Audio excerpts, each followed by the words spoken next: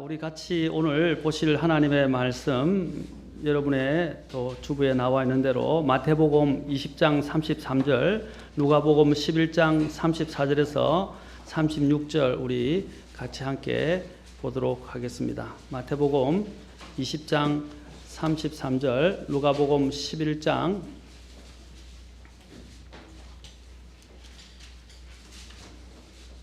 34절에서 36절까지 우리 함께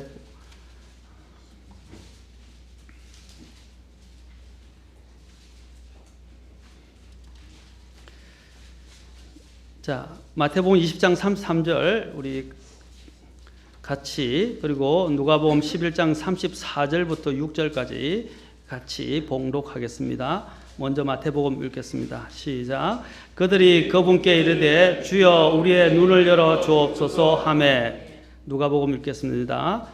시작. 몸에 등불은 눈이니 그러므로 내 눈이 단일하면 내 온몸도 빛으로 가득하되 내 눈이 악하면 내 몸도 어둠으로 가득하니라.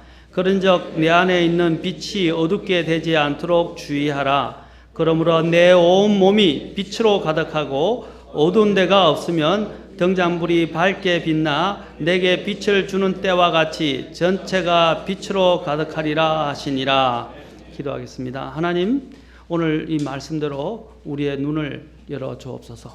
그리고 주님을 보게 하시고 또 주님의 역사를 보게 하시고 또 우리 믿음의 눈으로 또 앞으로 하나님이 우리에게 가져다 주실 것들을 기대하고 바라볼 수 있도록 도와주시옵소서. 우리의 어두운 눈을 열어주셔서 정말 하나님의 놀라운 것들을 볼 수 있는 그런 믿음의 사람들로 만들어 주시기를 원합니다. 오늘 주님께 이 시간을 온전히 의탁하며 우리 주 예수님의 귀한 전함을 받들어 기도합나이다. 아멘. 앉으시겠습니다. 한 불신자 한 명이 한 크리스찬에게 다가와서 주머니에서 조그만한 나무 조각상을 내보이면서 이렇게 이야기했습니다. 나는 이렇게 나의 신을 당신에게 보여드릴 수 있습니다. 그런데 당신이 말하는 신은 어디에 계신단 말이오? 라고 물었습니다. 그러면서 나처럼 당신의 신도 좀 보여주세요. 라고 말했습니다. 이제 그를 바라보면서, 그 불신자를 바라보면서 그 크리스찬은 이렇게 대답했습니다. 친구여, 미안하지만 나는 당신에게 나의 하나님을 보여드릴 수가 없습니다. 그 이유는 하나님께서 안 계시기 때문이 아니라 당신의 하나님을 볼 수 있는 눈이 없기 때문입니다. 라고 이야기했습니다. 우리가 하나님을 볼 수 없는 이유는 눈이 감겨져 있거나 눈이, 성경이 말할 때 우리가 소경을 뭐라고 그럽니까? 눈먼자라고 이야기하면 눈이 멀어 있기 때문입니다. 우리는 이 눈을 통해서 이 세상을 인식합니다. 또 귀를 통해서 세상에 있는 것들을 듣게 됩니다. 그리고 그것을 통해서 우리의 마음에 영향을 줍니다. 그러나 우리가 보는 것이 전부가 아니라는 것입니다. 보이지 않는 것이 있다는 것입니다. 어떤 분들이 하나님을 증명해 보라고 말할 때 저는 이야기합니다. 당신이 공기를, 산소를 본 적이 있습니까? 근데 산소를 믿는다고 이야기합니다. 왜냐하면 배웠는데. 근데 자신이 입증해 본 적도 없어요. 그런데 있다고, 존재한다고 이야기합니다. 하나님도 안 보인다고 해서 존재하지 않는 것이 아닙니다. 또한 마찬가지입니다. 또 한 가지 제가, 당신의 뇌를 본 적이 있습니까? 자신이 스스로 자신의 뇌를 본 적은 없어요. 제가 또 한 가지 때 묻습니다. 당신은 이순신 장군을 믿습니까? 믿는다고 그래요. 이순신 장군이 정말 존재했습니까? 존재했다고 그래요. 어떻게 합니까? 역사가 이야기하기 때문에. 예수님께서도 성경에서 뿐 아니라 온 세상의 역사에서도 예수님에 대해서 다루고 있습니다. 그런데 사람들은 예수님을 믿지는 않습니다. 그러나 이순신 장군은 믿습니다.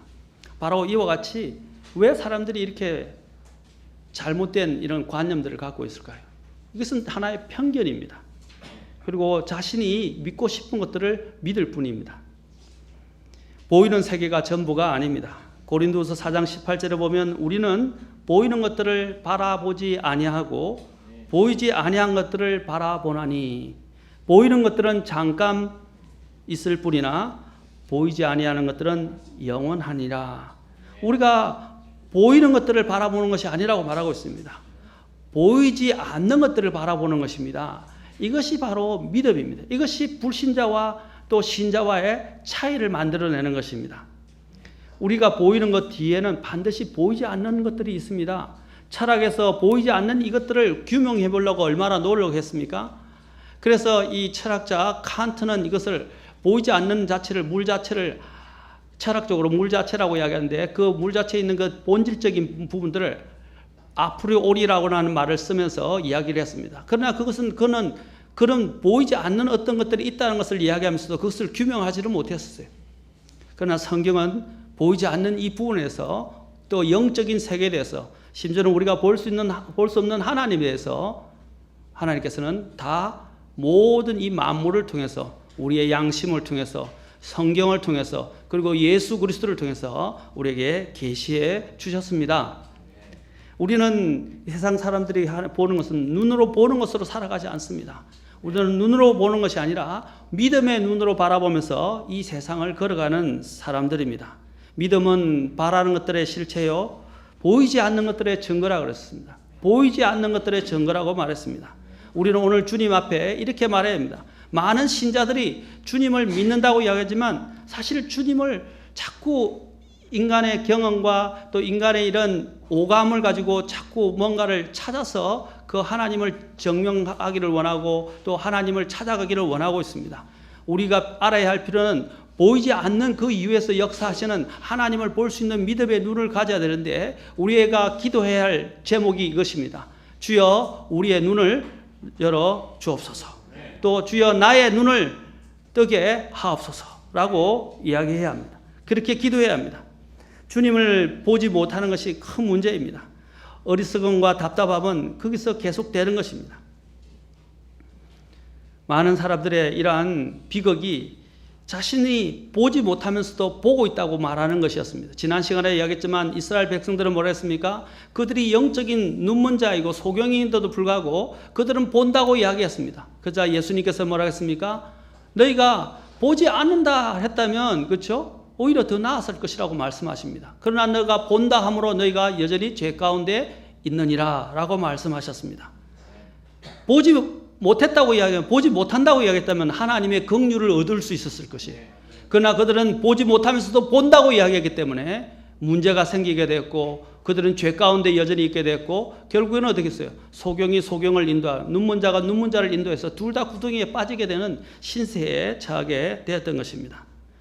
우리는 볼 수 있는 이 눈을 위해서 하나님 앞에 기도해야 합니다. 오늘 이 본문의 배경을, 마태복음 20장의 본문의 배경을 보시면 하나님 앞에서 눈먼 자가 길가에 앉았다가 예수님이 지나간다는 소리를 듣고 오 주여 다윗의 자손이여 우리에게 긍휼을 베푸소서라고 외치게 되었습니다.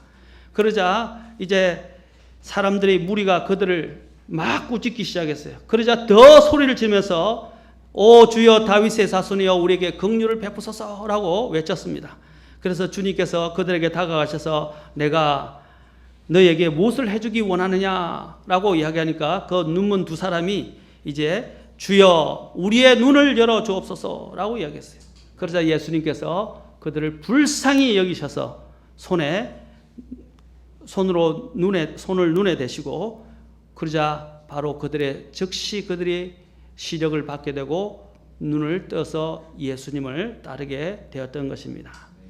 여러분, 우리가 또한 보지 못하는 대표적인 이유가 뭐라고 그랬습니까? 눈이 감겨져 있고 또 볼 수 있는 눈이 없기 때문입니다. 주님께서 말씀하신 보아도 보지 못한다고 그랬어요.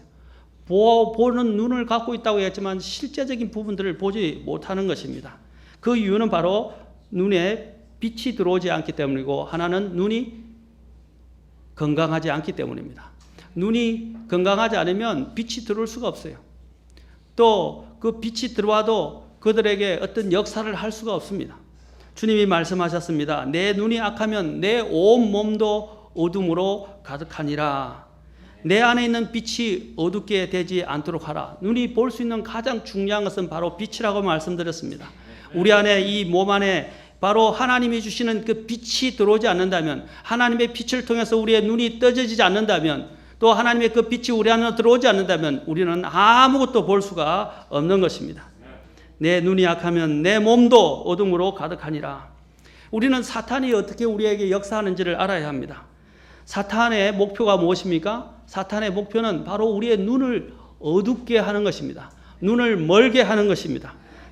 우리 첫 번째, 사탄이 첫 번째 사람 아담에게 행한 일이 무엇입니까? 사탄이 인류에게 첫 번째로 행한 일은 바로 거짓된 속임수로 그 사람의, 첫 번째 사람의 눈을 어둡게 하는 것이었습니다. 첫 번째 사람 아담이 범죄한 이후로 인간은 영적인 눈이 또 어둡게 되었고 결국 눈이 멀게 되었습니다. 창세기 3장 5절에 보면 사탄이 이렇게 말합니다. 너희가 그것을 먹는 날에 너희 눈이 열리고 너희가 신들과 같이 되어 선악을 알 줄을 하나님이 아시나니라. 오늘 이것을 가지고 계속 사람들을 속이고 사람들을 유인한 사람들이, 존재들이 누구입니까? 유해지자들, 유해지. 또 정산도 같은 이런 유해지자들이에요. 유해지자들은 뭘 이야기합니까? 너희도 신이 될 수 있다는 것입니다. 눈이 밝아져서 깨달음에 이르게 되고 신이 될 수 있다는 거예요. 사실 불교도 엄밀하게 말하면 유해지의 한 부류입니다. 그건 유해지가 아니라 저는 헌에이지라고 말합니다. 왜냐하면 이전에 있었던 사탄이 사람들을 속였던 바로 그것을 가지고 그대로 그 사람들은 이용해서 이야기하는 것입니다. 그들이 속이는 것은 무엇입니까? 너희 눈이 열리고 너희가 신들과 같이 될 것이다 라고 말하는 것입니다. 그러자 그 이브가 그 나무를 바라보니까 먹기에도 좋고 눈으로 보기에도 아름다웠다 라고 말하고 있습니다.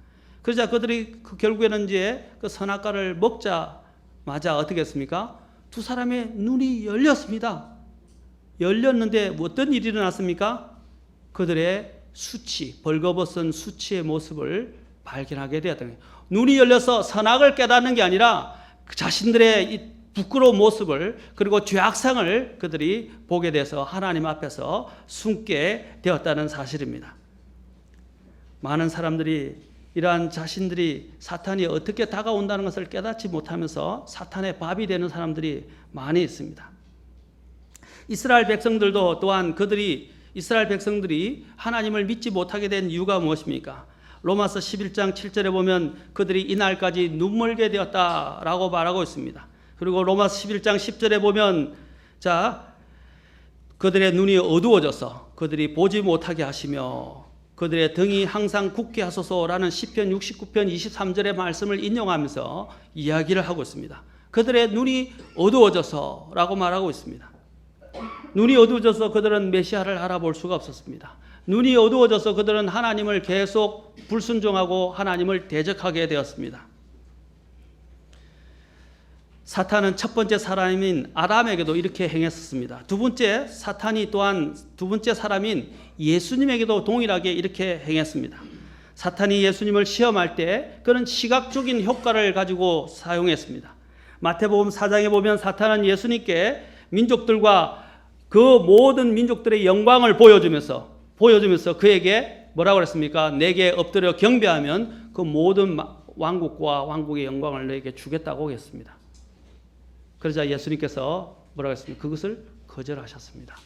왜냐하면 눈에 보이는 것에 의해서 사탄이 제시하는 그 눈에 보이는 왕국에 의해서 자신이 세워지는 것이 아니기 때문입니다. 하나님께서 친히 앞으로 왕국을 그분에게 주실 것이기 때문입니다. 그래서 예수님께서 그 부분들을 주 내 하나님께만 경배하고 오직 그분만을 섬길지리라 라고 말씀하시면서 사탄을 쫓으셨습니다. 세 번째로 사탄은 또한 모든 인류에게도 동일한 방법으로 또 사람들을 미혹하고 또 사람들에게 제시합니다. 사탄은 과거나 지금이나 아무것도 변한 것이 없습니다. 사탄은 오늘도 우리로 하여금 보는 것을 통해 넘어지게 만드는 것입니다. 그래서 사도 요한은 이렇게 말씀하십니다. 세상이나 세상에 있는 것들을 사랑하지 말라. 어떤 사람이 세상을 사랑하면 아버지의 사랑이 그 속에 있지 아니하니 세상에 있는 모든 것, 즉 육신의 정욕과 안목의 정욕과 인생의 사랑은 아버지에게서 나지 아니하고 세상에서 나느니라.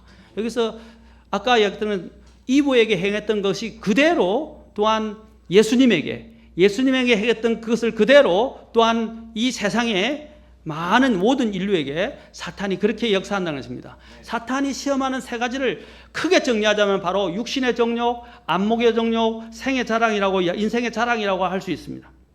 사탄은 하나의 이것이 모양만 변한 것이지 그 본질은 변한 것이 없어요.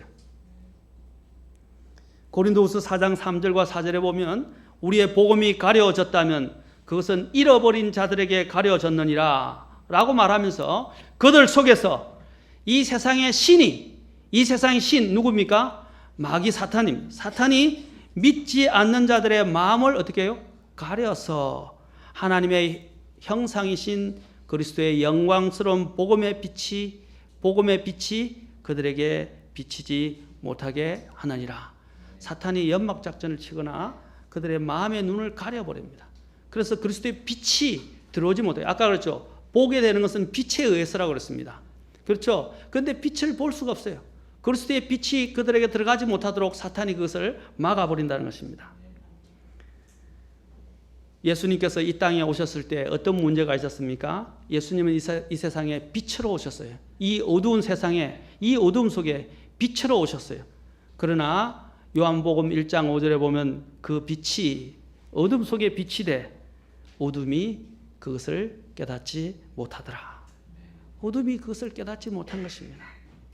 그래서 요한복음 3장 19절에서 예수님께서 정죄는 이것이니 곧 빛이 세상에 왔으되 사람들이 자기 행위가 악함으로 아까 그랬죠? 악한 눈은 빛을 받아들일 수 없다고 했어요. 눈이 악하면 그래서 주님이 말씀하셨어요. 그들의 행위가 악함으로 빛보다 어둠을 더 사랑한 것이니라. 그들에게는 어둠이 충만해서 그들은 빛을 받아들일 수가 없었습니다. 그들은 감겨진 눈을 가지고 있었어요. 또 오늘날 불신자들도 어떻게 되어 있습니까?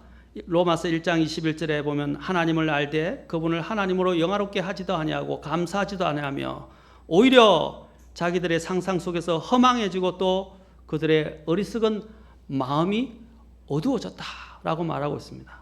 어두워졌다라고 말하고 있습니다. 어둠이 그들을 그 빛으로부터 가린 것입니다.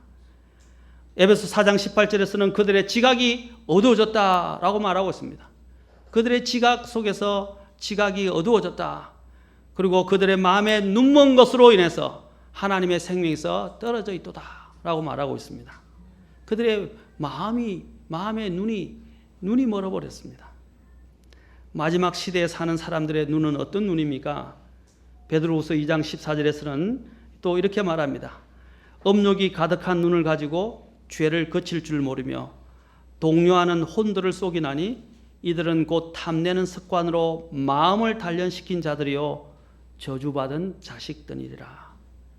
바로 마지막 때에 있게 되는 이런 거짓 대언자들이나 거짓 교사들이나 아니면 마지막 때에 있게 되는 많은 인도자들의 이런 특성을 여기서 잘 묘사하고 있습니다. 그들은 어떤 눈을 갖고 있다고 했습니까? 음욕의 눈과 죄를 거칠 줄 모르고 동요하고 혼들을 속이는, 그리고 탐내는 습관으로 마음을 단련시킨 저주받은 자식들이라 라고 말하고 있습니다.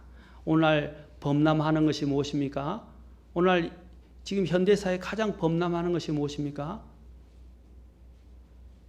여러분 광고할 때 가장 많이 사용하는 기법이 뭐예요? 선정성입니다. 선정성. 범람하는 것이 음란물이에요. 오늘 한국의 여러 가지 포스터나 선전물이나 광고들을 보십시오. 그것이 음란합니다. 심지어는 미성년자들을 내세워서 걸그룹들이나 한번 보세요. 얼마나 선정적입니까? 요즘 제가 참 표현하기 어려운데 신문에 보니까 그런 표현이 계속 나오더라고요. 어떤 요번에는 포털 사이트는 너무 선정적인 것을 많이 해서 또 윤리위원회에서 이제 고발을 당하기도 하고 또 금지되기도 하고 또 조심하라고 주의 경고를 받기도 했습니다. 오늘 포털 사이트에서 보여준 뭡니까? 그런 말을 쓰더라고요. 뭐 쩍벌춤, 다리, 쩍벌춤, 참 말을 옮기기가 어렵습니다. 요즘 그런 어린 아이들을 그런 성적 호기심의 대상, 눈요기의 대상으로 삼아서 그들을 다 사람들에게 보여주고 있다는 것입니다. 이 가판대에 보면 지저분한 잡지들로 그리고 그림들로 절비해 있습니다. 또 비디오 가게와 영화가 큰 산업으로 발전하고 있습니다. 우리는 이 범람하는 이 보는 음란물로부터 우리 자신을 지켜야 할 필요가 있습니다. 여기서 성경에 보면요, 이 부분들을 언급하고 있습니다. 성경에서는 그림이라고 이야기를 하는데 그 그림과 형상을 우리말로 오늘 이야기하면 바로 저질 사건과 영화를 이야기하는 것입니다. 이사야서 3장 16절에도 보면 이 부분에 대해서 이 시온의 딸들이 어떻게 걸어가는가에 대해서 말하고 있습니다.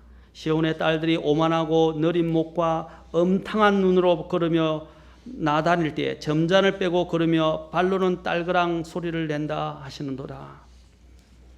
이것이 바로 오늘날 이 시대와 무엇이 다릅니까?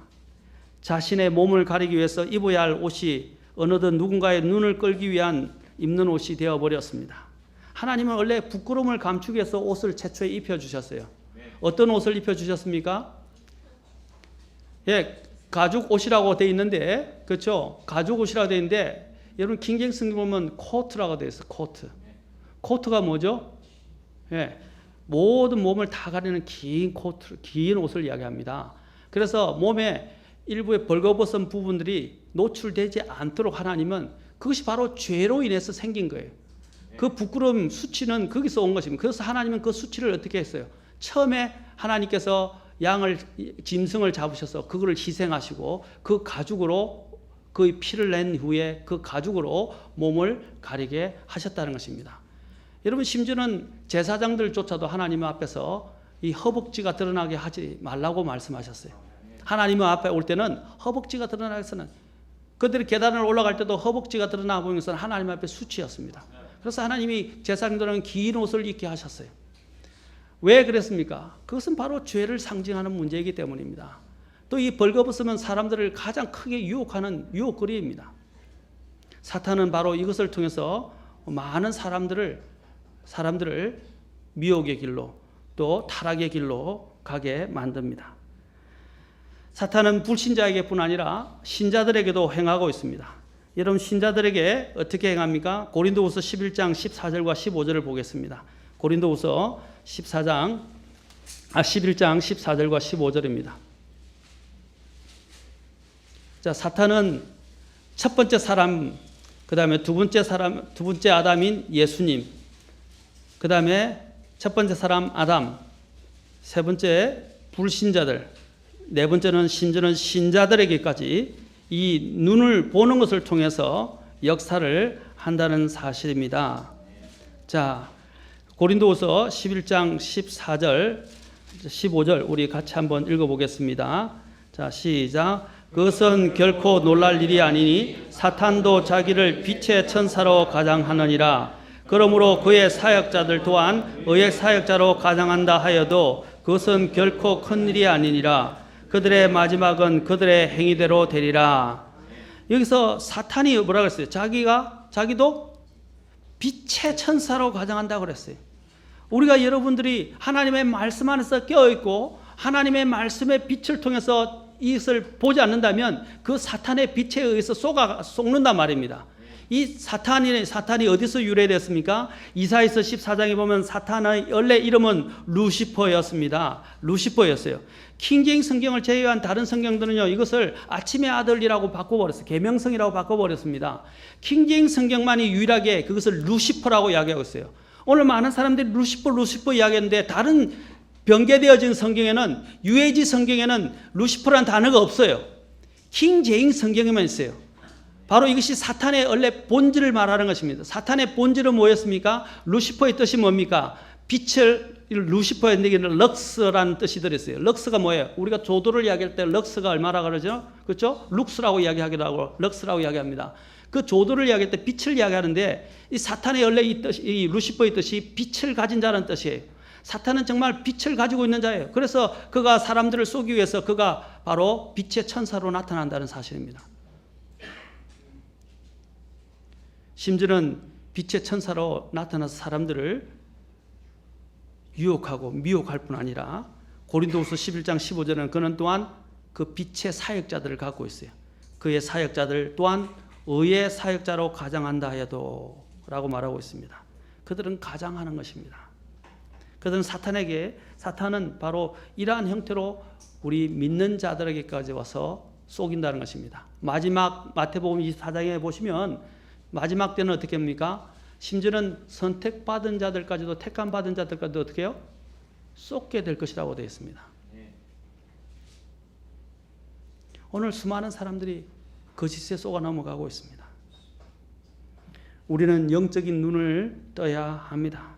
사탄은 이렇게 모든 대상을 향해서 어떻게 하든지 간에 그들의 마음을 가리고 또한 그들을 눈멀게 하여 하나님으로부터 또 심지어는 그리스도인들을 믿음에서 떨어지게 만드는 것입니다.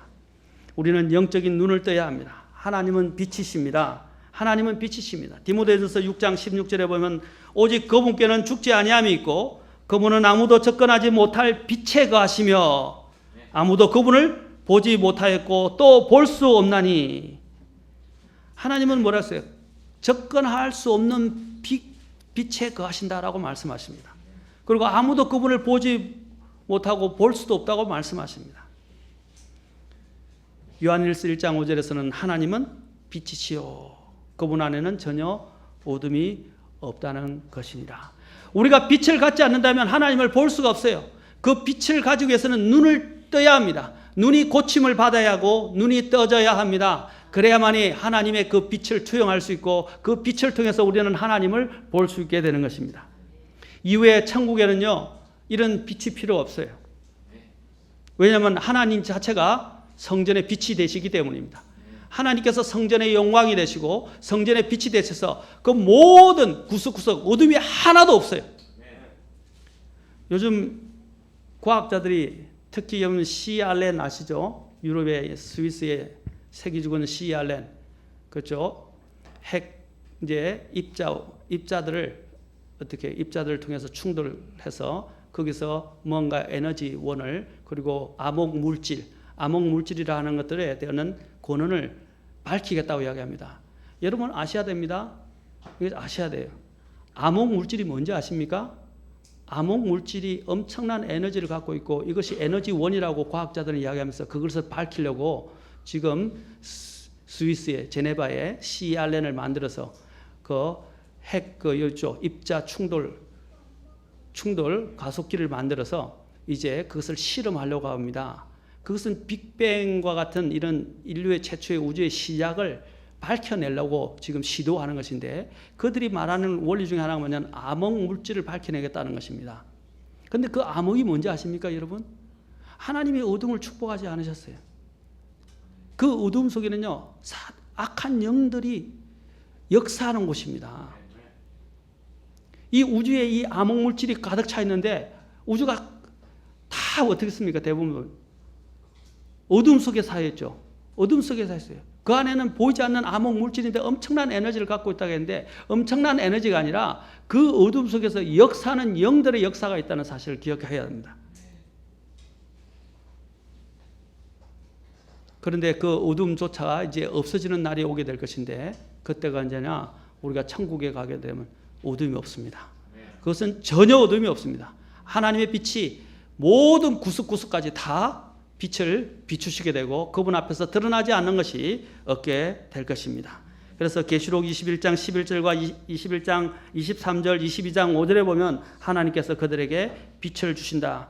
21장 23절에 보면 그 도시는 해와 달이 그 안에서 빛을 비출 필요가 없었으니 이는 하나님의 영광이 그 도시를 밝혀줬고 어린 양께서 그 도시의 광채이시기 때문이라.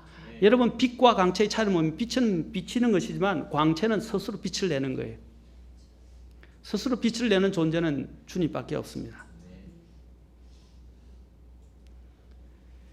그러면 우리가 언제 이런 눈을 뜨게 됩니까? 가장 근본적인 것은 우리가 예수 그리스도를 만나는 순간, 하나님을 만나는 순간 우리의 눈이 밝아지게 됩니다. 선악과를 먹어야 되는 것이 아니라 예수 그리스도를 만나는 순간 우리의 어두워졌던 눈이 떠지게 되는 것입니다. 예수님을 믿기 전에는 우리는 영적 시각은 제로였습니다. 그러나 예수님을 믿는 순간 우리는 영적인 눈을 뜬 사람이 되는 것입니다.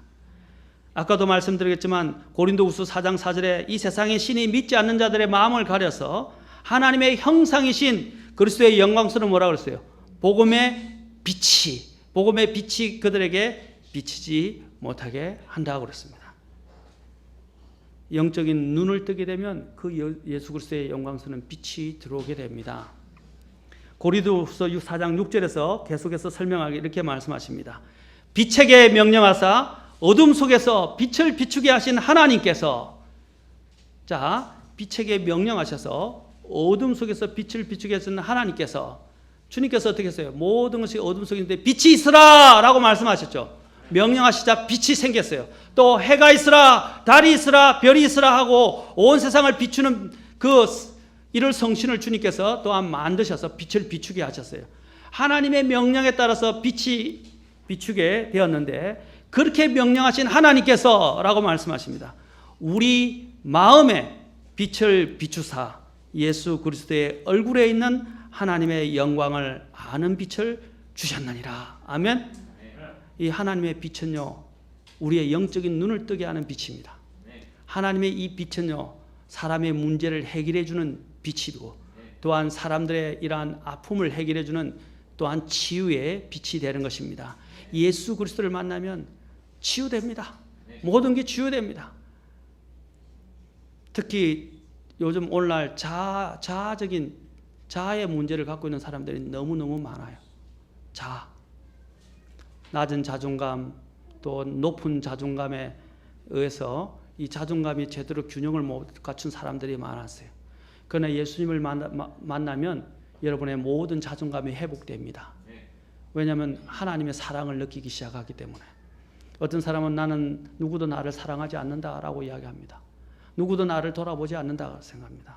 그러나 예수님을 만나게 되면 예수님이 저와 여러분을 위해서 대신 죽으실 만큼 그렇게 사랑하셨고, 또 여러분의 가장 아픔을 제일 잘 이해하시고 또 돕는 분이시고 또 함께 동행하시는 분인 것들을 우리는 성경을 통해서 우리는 확인할 수 있습니다. 예수님을 만나게 될 때 우리는 모든 이러한 고통과 고민으로부터 사실 해결됩니다. 오늘 오후 예배 때 제가 설교를 그렇게 준비한 이유는 다른 관점에서 감사를 이해함으로써 우리 그리스도인들이 어떤 삶을 살아야 하는지에 대해서 다시 한번 생각해 보고자 해서 하는 것입니다.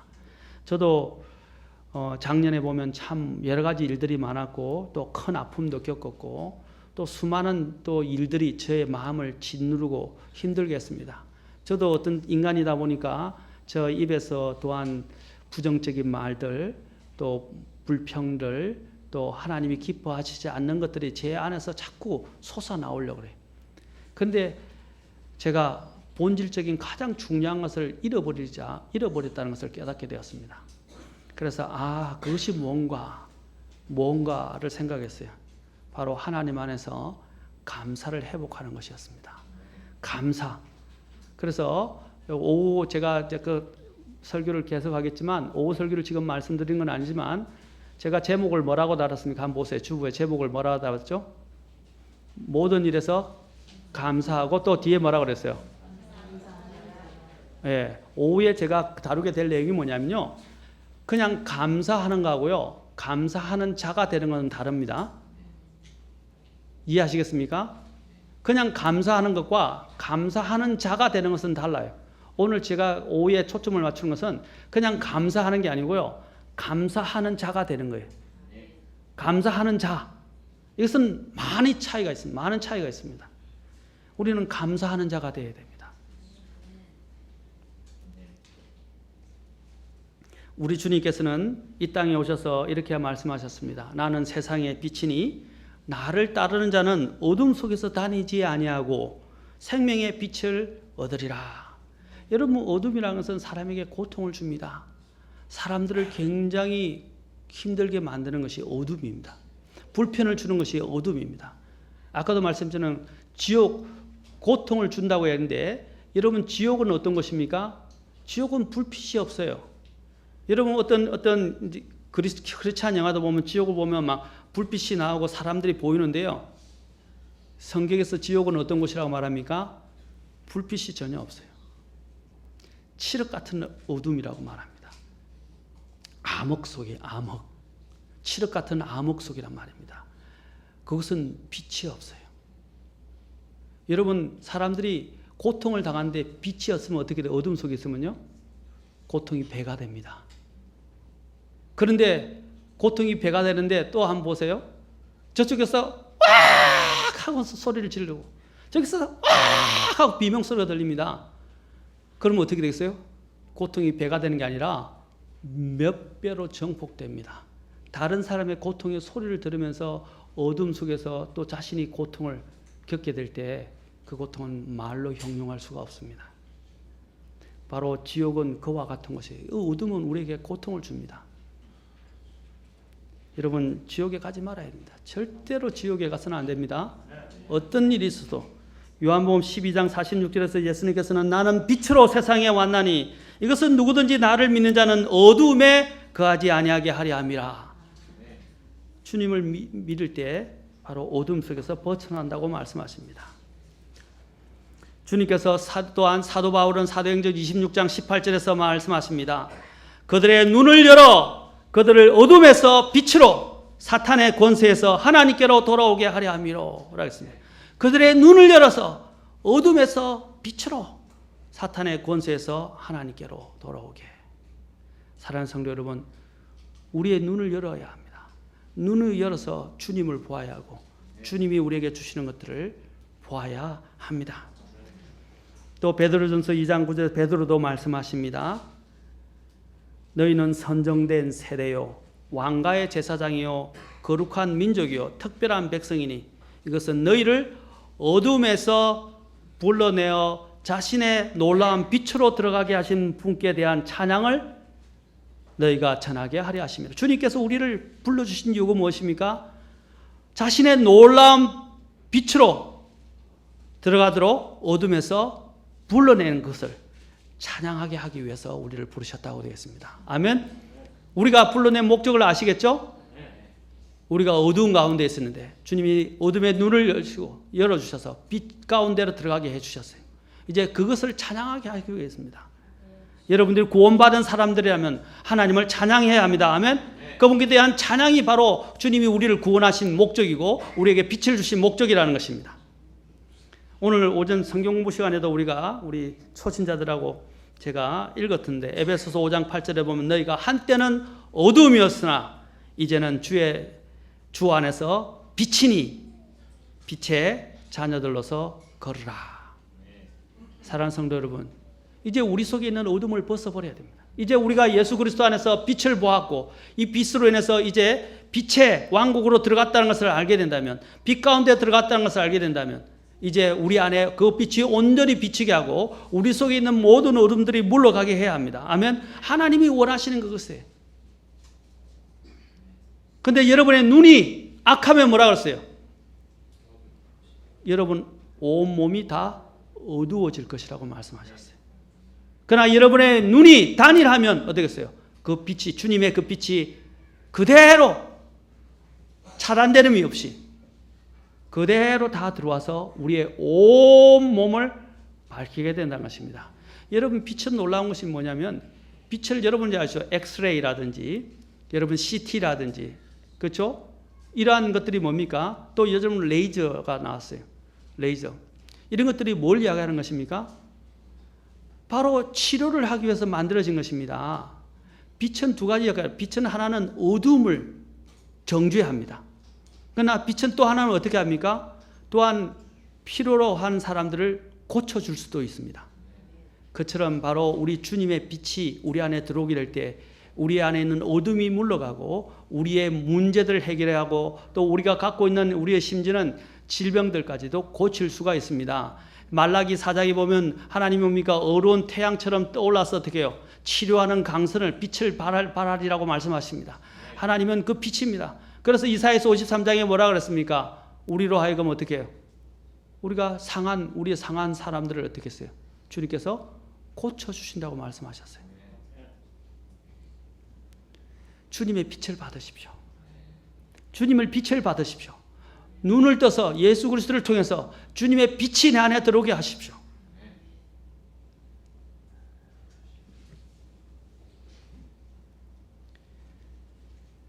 예수 그리스도를 만난 사람들은 한결같이 이전의 삶과는 다른 새로운 인생을 살게 됩니다. 전에는 사랑이 없던 그 마음에 사랑이 싹트기 시작하고 생기기 시작합니다. 메시아의 믿음으로 모든 것을 또 보게 됩니다. 하나님께서 자신의 삶을 축복해 주시라는 소망의 끈을 놓지 않게 됩니다.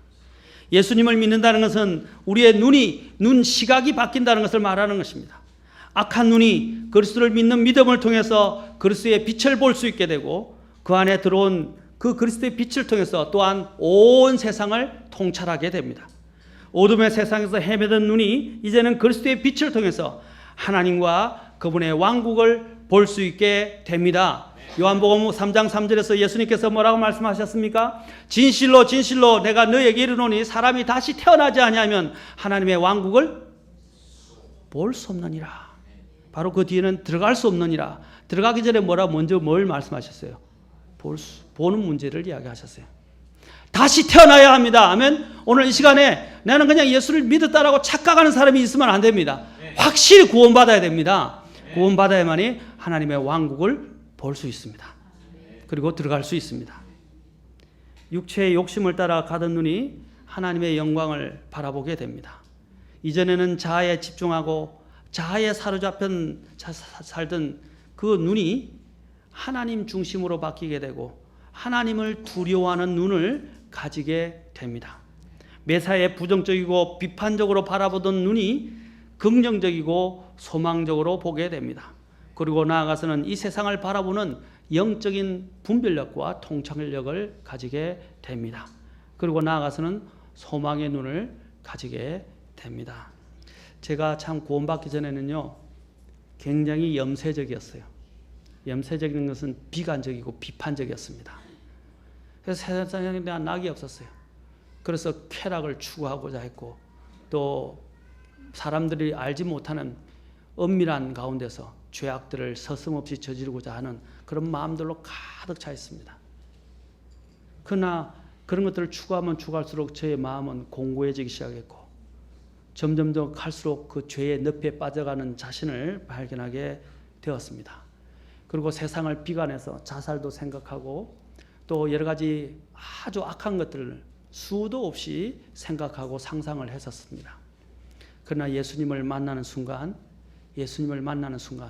저의 관점이 바뀌게 됐어요. 세상을 비관하던 저의 관점이 바뀌게 됐어요. 제가 예수님을 만나는 순간 어떻게 된지 아십니까? 죄의 짐이 확 풀리면서 제가 하늘을 날아가듯이 가벼워질 뿐 아니라 이 세상이 너무너무 아름답게 보이는 거예요. 그리고 세상에 살만한 가치가 있는 것으로 보여졌습니다. 그리고 세상에서 소망을 가지게 되었습니다. 살아갈 이유를 발견하게 되었습니다. 바로 예수님의 빛을 만난 순간이었습니다. 그 빛이 들어오는 순간 저의 어둠이 물러가고 제 마음에 광명이 찾아왔고 그 광명을 인해서 제가 이 세상을 바라보는 시각이 달라지게 된 것입니다. 여러분이 정말로 주님을 만나게 된다면 이 세상을 바라보는 관점이 달라지게 됩니다. 여러분이 비관적이고 염세적이던 그 모든 것들이 다 물러가게 됩니다. 이제는 소망 안에서 여러분의 삶, 생명이 싹트기 시작하는 것입니다. 제발 주님을 만나십시오.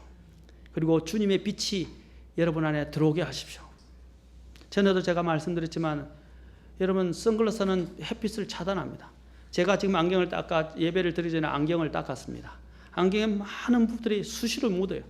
그런데 안경을 왜 닦습니까? 안경을 안 닦으니까 자꾸 흐릿해 보입니다. 잘 안 보입니다. 심지어는 글자도 안 그래도 요즘 죄송합니다. 노안이 와서 글자도 잘 안 보여요. 잘 안 보이는데 보면 또 안경이 걷다가 또 어떻게 해요? 많은 것들이 이물질이 묻고 흐릿해지면 또한 보이지가 않습니다. 그래서 안경을 닦고 또 정기적으로 눈 검사를 해서 또 시력을 교정합니다. 교정을 하면서 어떻게 해요? 잘 보이게 되는 것처럼 마찬가지입니다. 우리 그리스도인들도요, 우리 주님 안에서 주님의 말씀과 나중에 기도를 통해서 우리의 뭡니까? 이런 시력을 계속 빛이 잘 들어올 수 있도록, 주님의 빛이 잘 들어올 수 있도록 계속 교정해야 합니다. 아멘? 계속 교정해야 돼요. 빛이 들어오면요, 행복합니다. 어둠 속에 있으면 침침하고요, 고통스럽고 불편합니다. 그러나 빛이 들어오면 행복해요. 앞으로 저 천국은 정말 빛으로 가득 차기 때문에 고통이 없는 것이에요.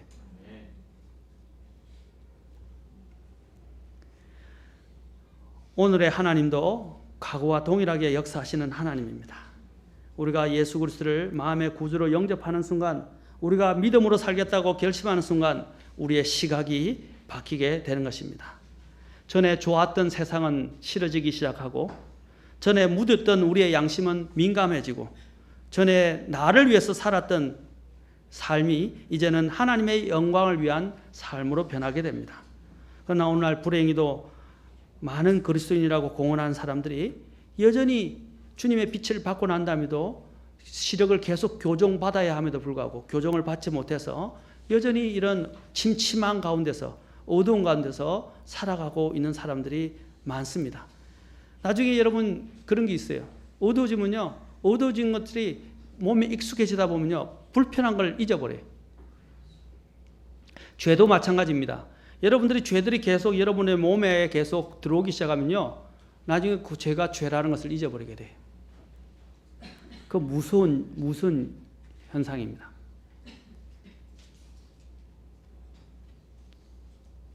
사랑하는 성도 여러분, 우리가 해야 할 것이 무엇입니까?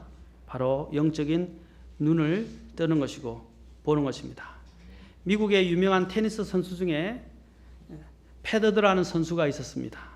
그는 오랫동안 남자 테니스 랭킹 1위를 했다고 합니다.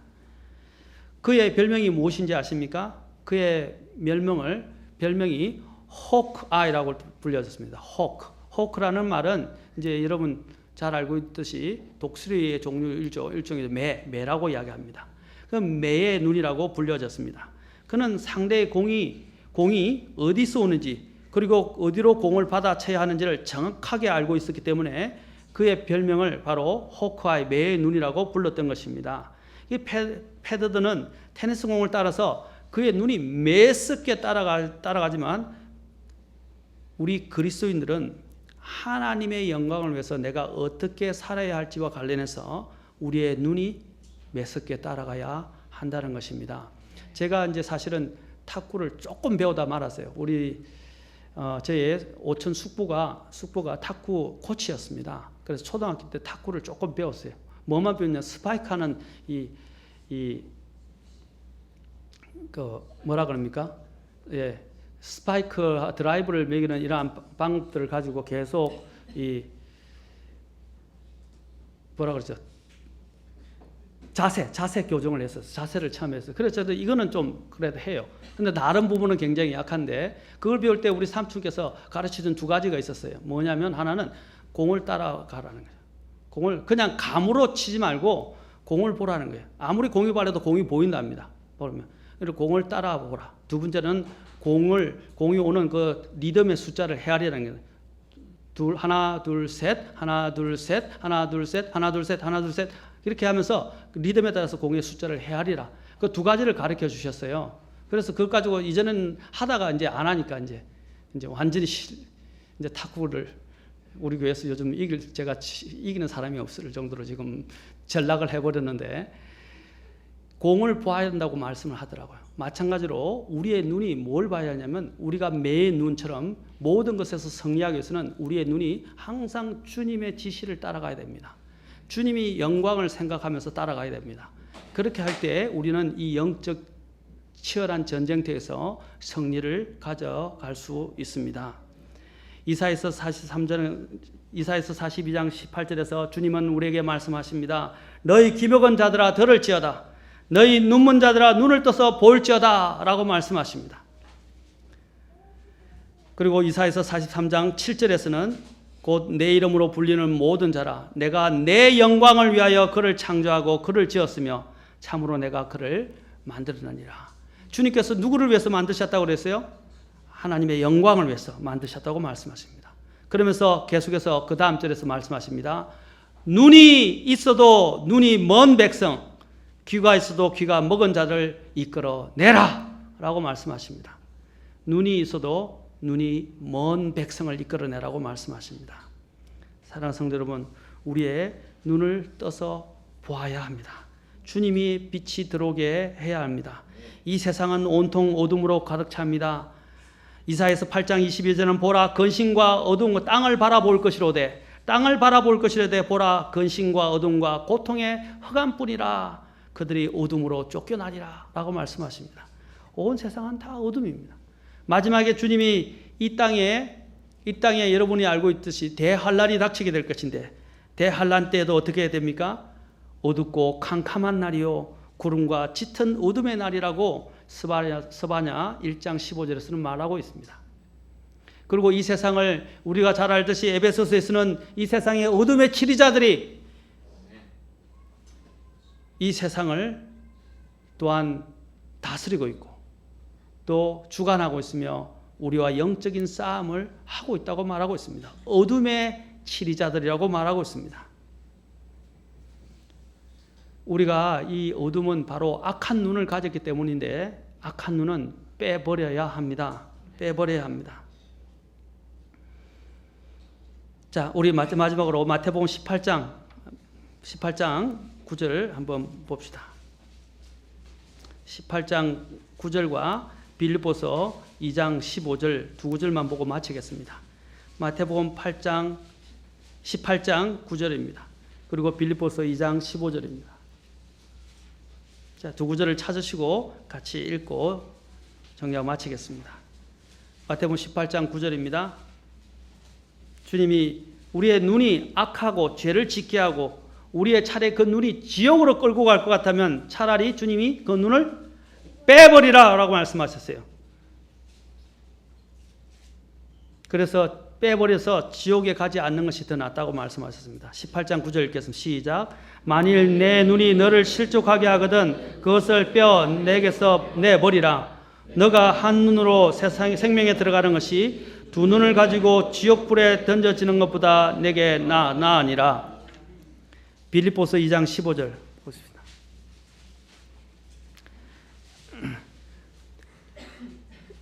이것은 자 시작. 이것은 너희가 흠이 없고 무해한 자 곧 구부러지고 삐뚤어진 민족 가운데서 책망받을 것이 없는 하나님의 아들들이 되게 하려 함이라. 그런 민족 가운데서 너희가 세상에서 빛들로 빛나며. 하나님은 우리의 눈이 범죄하게 되면 그 범죄하는 그 눈을 가지고 지옥에 가는 것보다 차라리 눈을 빼서 하늘의 왕국에 들어가는 것이 더 낫다고 말씀하십니다. 그 말은 진짜 눈을 빼버리라는 뜻이 아닙니다. 지옥은 어떠한 일이 있어도 가서는 안 된다는 것이에요. 차라리 두 눈을 빼는 한이 있더라도 지옥에 가서는 안 된다는 것입니다. 여러분의 만약에 그 눈이 여러분을 지옥으로 인도하고 지옥 같은 어둠으로 인도한다면 여러분 그 눈을 차라리 빼버리는 게 낫다는 것입니다. 주님의 빛을 위해서 살아가요. 오늘 빌립보서 2장 15절에 말하는 너희가 세상에서 빛들로 빛나라 라고 말씀하십니다. 세상에서 빛들로 빛나라. 이 구부러진 세대에서 그리고 하나님의 아들들이 되어야 한다고 말씀하십니다. 사랑하는 성도 여러분, 영적인 눈을 뜨실 수 있기를 바랍니다. 어느 시골 농부가 아주 밝은 얼굴을 하고 집에 들어왔습니다. 남편의 웃는 얼굴을 보고 아내는 남편에게 무슨 일이 있느냐고 물었습니다. 남편은 아내에게 우리 집에 제일 좋은 암소가 새끼를 낳았는데 2마리를 낳았다고 대답을 했습니다. 한 마리는 갈색이고 다른 한 마리는 흰색이었습니다. 너무 감사하고 기분이 좋아서 남편은 이 중 한 마리를 나중에 키워서 하나님께 바치기로 결심을 했다고 합니다. 아내는 어떤 소를 바칠 것이냐고 물었습니다. 남편은 아직 결정을 하지 않았는데 걱정하지 말라고, 소가 클 때까지 우리가 키울 것이니까. 그런데 어느 날 집에 남편이 아주 시무룩하게 해서 들어왔습니다. 그래서 아내가 남편에게 도대체 무슨 일이냐고 물었습니다. 그런데 남편은 말하기를 소가 한 마리 죽었다고 말했습니다. 어떤 소가 죽었냐고 아내가 물었더니 남편이 대답하기를 하나님 소가 죽었습니다 라고 말했습니다. 비록 짧은 이야기지만 제가 말하는 것이 뭐냐면 사람들의 눈이 어디에 가 있냐는 것입니다. 특히 이 부분은 물질과 관련된 부분도 아까 마태복음 16장에 보면 주님께서 똑같은 누가복음 아까 있던 11장에 있는 말씀을 그대로 인용하시면서 하나님이 만몬에 대해서 설명을 하셨습니다. 우리의 마음이 어디를 따라가느냐 하는 것은 대단히 중요합니다. 그런데 많은 오늘 현대인의 눈은 어디를 따르냐면 돈에 따라가고 있습니다. 디모데전서 6장에서는 돈을 사랑하는 것이 뭐라고 했어요?